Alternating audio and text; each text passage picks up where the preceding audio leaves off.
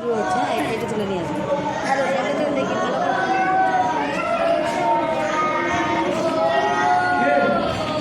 এ শালে বস।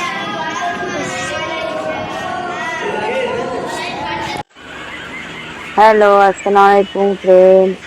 কেমন আছো তোমরা? আশা করি সকলে ভালো আছো। আর আলহামদুলিল্লাহ আমিও অনেক ভালো আছি।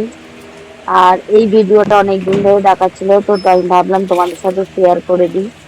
দেখো, এটা হচ্ছে ঈদের সময় ভিডিও। আমার ছেলে যখন এসেছিল তখনকার। তো আজকে আমার ছেলে চলে যাওয়ার দিন মাদ্রাসায়। তো মগরবের নামাজ আদায় করে ওকে দিতে যাবো আমরা। ও নামাজ পড়ছিল, আর আমি এখান থেকে ব্লগটা বানাচ্ছিলাম যে এটা স্মৃতি হিসাবে থেকে যাবে আমার।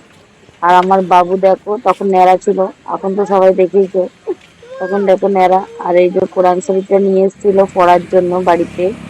এবার আমরা চলে আসছি, মা আছে, আমি আছি, বাবু আছে, এই 3-4 জন মিলেই ওকে দিতে যাচ্ছি। আর আমাদের বাড়ির থেকে 10 মিনিট খুব লাগে এখানে আসতে।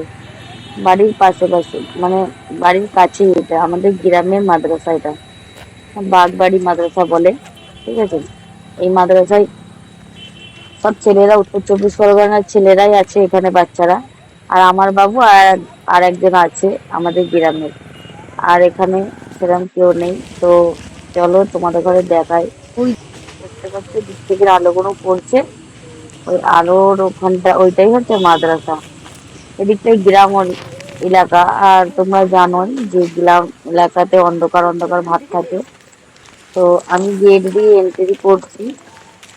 উম, ভয়ও লাগছে, ভিডিওটা কোনোদিন তো বানাইনি।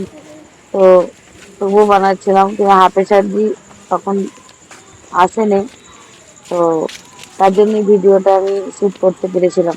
তোর ঘর হ্যাঁ, কেউ খারাপ হাজার তো উদ্দেশ্য ঘর নেবে না। আর এই দেখো আমরা চলে এসেছি। 1 বছর পর আসবো না সব।